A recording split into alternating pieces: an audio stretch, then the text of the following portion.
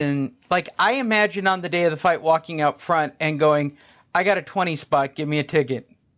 That's, Lee, that's usually what happens on all fights. There's always that moment where there's tickets out there that everyone knows that you're going to get a discount on. The fight started.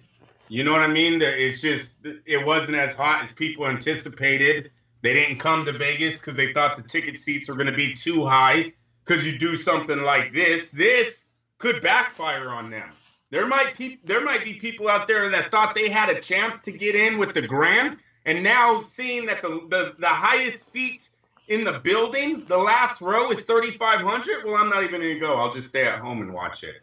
They might actually hurt themselves for in Las Vegas's eyes, pricing the tickets the way they did. I just don't understand it. I didn't think it was going to matter anyway. I was going to the Grand Prix to watch people in Brazilian Jiu-Jitsu compete. It just happened to wind up that it was the same weekend as Mayweather-McGregor. And to me, that is an important story. I'm interested in it. I'm intrigued with it.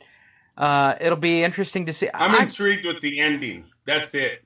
I don't really care about the fiasco that's going to happen inside of the ring because I know what it's going to be. It's going to be a circus act. It's going to be McGregor clowning around, acting a fool. When McGregor starts getting embarrassed, he's going to start acting even worse because he's going to try to make up for him being embarrassed. You watch. No, I'm totally with you on the DQ thing. Totally with you on that. Not caring around rounds 4 and 5. What is that? What is it? Just round after round, Floyd's dancing around you. You guys don't understand. Look at Saturday. Let me attach it because I did last night. Look at last night on the way Mikey Garcia's movement, his jabs, his placement of combinations. Look at how it schooled a fighter who's been doing this his whole life. And now you guys think that someone who's never been in the ring is going to compete with one of the best? You're insane.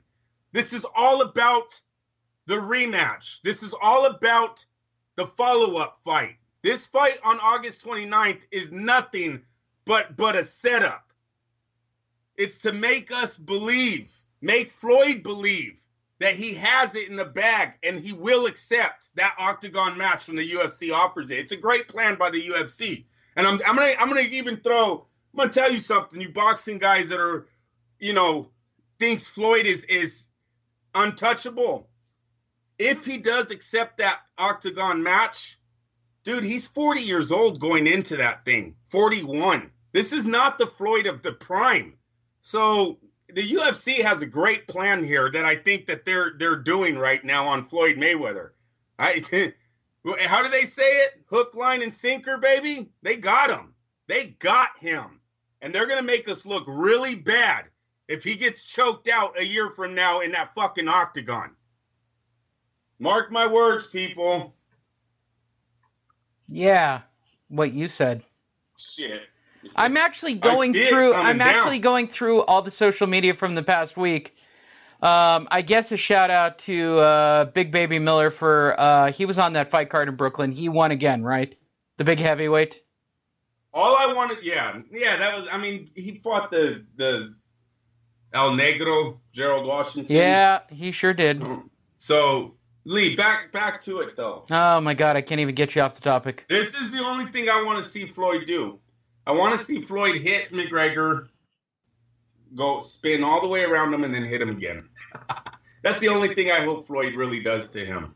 Really, just embarrass him. Just embarrass him. He's never seen this type.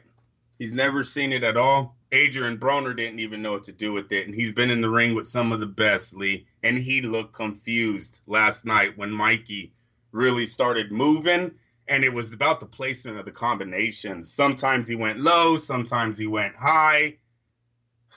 It was like he was saying the combos in his head as he was releasing them on Broner. Broner had no answer for it. Every time all Broner wanted to do was really talk to Mikey last night. Kept saying, oh, that didn't hurt. Oh, that one hurt, bro. Oh, that didn't hurt. Shaking his head. Yes or no. Yes or no. That's going to be McGregor.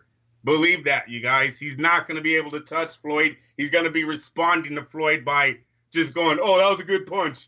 Oh, that was a good punch. So the bigger question is for Saturday night.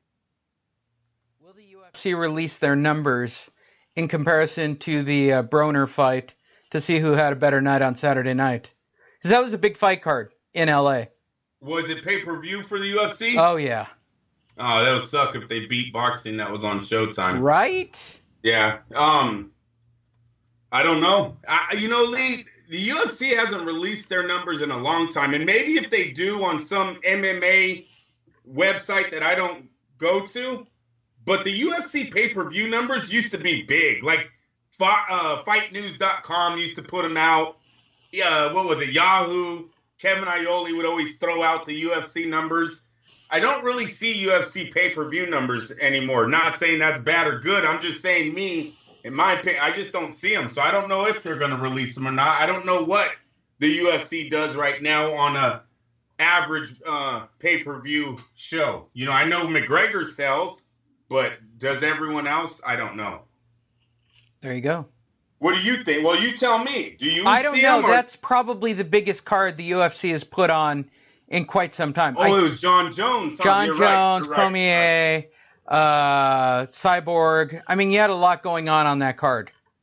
And I'm wondering if it will draw. You know what they say, though. It wouldn't because, John Jones isn't a fan favorite, man. He's ruined himself, Lee. So I don't think it matters. I think the hype in that fight carries it. I mean, that's a huge... That was a rematch, wasn't it? It's the third fight in the series, yeah. I mean, come on. John Jones, I think everyone kind of knew he was good. John Jones' story was bigger than that fight. Okay? Could he come back from his, 15th fucking failed drug test? Whatever problems the guy has. Steroids, drugs, you name it. Yeah, it's just a pile of horseshit. Right. I think that story was bigger than the actual fight, and he passed with flying colors. I mean, he dominated. It was a great showing. He did look like he doesn't look physically like the John Jones of old. He looks really old. You know that, Lee? John Jones looked like he definitely aged coming back to the octagon last night. So he is not that poster child that was on the 3 or 4 years ago that everyone thought was going to be the greatest UFC fighter ever stepped in the octagon. Well, we waited long enough into this show that it's official. After a 15-month layoff, former IBF welterweight champion Vicious Victor Ortiz made his return in Bakersfield tonight. Yeah, he won. He won. Straight left. But it's like a Charlo, man. Well, yeah, but he had a 15-month layoff. I'm amazed he came back. Oh, Lee, you should have seen who they put him in with. I mean, Victor Ortiz is throwing this left hand like there's no tomorrow. Like they told him, dude, you're going to knock this guy out, go in there and knock him out, and that's what he does. It was kind of pathetic. No competition whatsoever. Just like the Charlo fight, I swear to God, Lee, after round, maybe 2.5 rounds, a round and a half, I got up and went outside to go finish cooking. I was done with the Charlo fight. The guy was hobbling around. I watched the Victor Ortiz fight tonight. He's in there. He's throwing bombs because he's fighting a fucking tomato can. It's an embarrassment. A lot of these PBC matchups on TV do nothing for us. Everyone thinks, free boxing's on free television. We're going to have millions and millions of fans. Not with fights like this. This is actually a joke that people do not want to watch. These guys don't look like winners. To sell a fight, you got to have at least 2 opponents that actually look like they're going to beat the hell out of each other. Not one guy looking like he's about to slaughter the other guy. And in the Charlo fight, not when the commentating is talking about how the dude has a jacked up knee already and he can't even bend his leg. That was on Showtime, Lee. Showtime.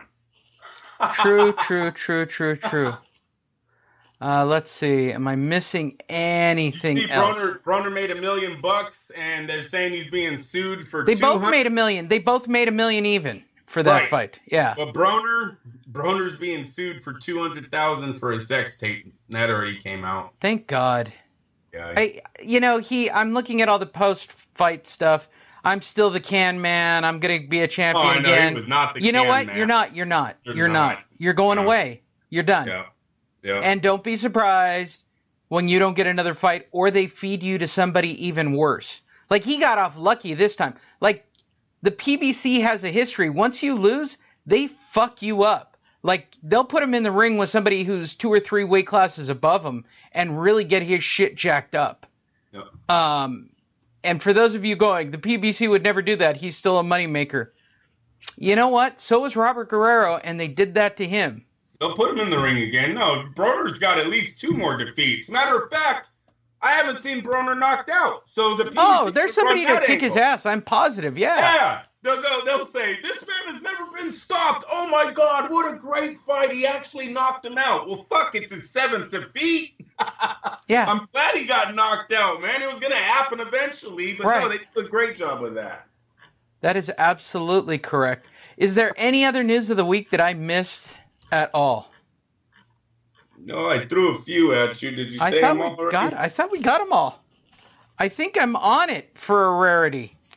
Hold on, everybody. Let's see. Mayweather, McGregor. Fuck, I hate that thing. Timothy Bradley. Timothy Bradley. Come on, Lee. Yeah, my bad. So, as I told you guys all on the show, the last time I went out to a Top Rank event, I was saying, wow, that eye on Bradley looks fucked up. Like, he looks like a walleye fish. Like, he's got one eye that's clearly lower and one eye that's clearly higher. There's something wrong with his face. He's like one of those fucking fish. Like, he can see his ears, okay? That's what's happening now with Timothy Bradley. He can see both of his ears. It's fucked up. It's fucking fact, dude. So, it was official. Bro, let me tell you. Timothy Bradley officially announces his retirement. He is. They're saying he is. Rumor is he is about to officially announce he's done. Lee, I didn't see it coming. You guys, this has been an inside joke. Anyone following knows. For the new listeners, Lee has done this a few times to me where I brought up Bradley's name in a dream match. I've always wanted Bradley Porter. Put that one out there for starters. Lee's like, Andrew, I've seen this guy in person. I'm telling you, he's not going to fight again. And in my mind, I'm like, Lee, stop saying that. You don't know what the fuck you're talking about. Bradley's fine. How many times do you really sit there? Wait, come on, be honest. Just. I swear. For those who listen to the show, look, I'm having a real moment with my co-host. How many times do you sit there and go, what the fuck are you talking about? Yes. It happens a lot, doesn't it? He says he's saying it again. Fuck, why do you keep doing that? Yeah. And then he says he's renouncing his retirement. I was like, I gotta call Lee. Hey, Lee, I didn't see that shit anywhere else, man. You seen that year and a half ago. Bradley's bad. I guess his eye is bad. I'd never seen it. His fights. I'm telling you, like I'm looking at him in the face. I haven't seen him. And it's just fucking. I kept looking at it, going, doesn't look right, bro. That scar tissue doesn't look right. Something happened, yeah. Something hasn't healed right, so that was a good call. Another good call, Lee. November 11th, Andrew. Why am I circling that date on my calendar? Why is that? Well, Andrew, I'm going to announce it. I'm going to not get married again. Currently, at the moment, I'm not. Unlike you and I are going to be perpetually engaged to people, and we'll just see how long we can get away with it before they actually... Like, we're on a contest run to see who can... You're doing really well with the contest. I'm doing really good. Fuck, you're killing me at it.